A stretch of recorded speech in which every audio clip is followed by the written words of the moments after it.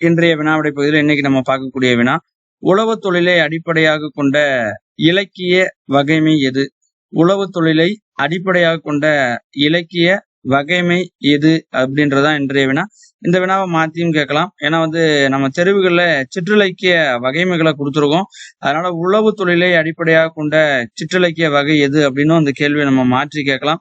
ஆனா எப்படி கேட்டிருந்தாலும் அதுக்கான தெரிவுகளை வச்சு இந்த வினாவிற்கான பதிலை நம்ம தேர்ந்தெடுக்கணும். அந்த அடிப்படையில பாக்குறப்போ ஆப்ஷன் ஏ கலம்பகம், ஆப்ஷன் பி பரணி, ஆப்ஷன் சி குறவஞ்சி, ஆப்ஷன் டி பல்லு. அப்ப இன்றைய வினா உழவு தொழிலை அடிப்படையாக கொண்ட இலக்கிய வகைமை எது அப்படின்னு கேட்டிருந்தோம். இந்த வினாவிற்கான பதில் ஆப்ஷன் டி பல்லு.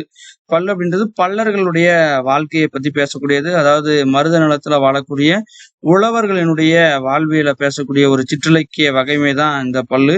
அதனால ஆப்ஷன் டி பல்லு அப்படின்ற அந்த சிற்றிலக்கிய வகைமை தான் சரியான பதில். நன்றி.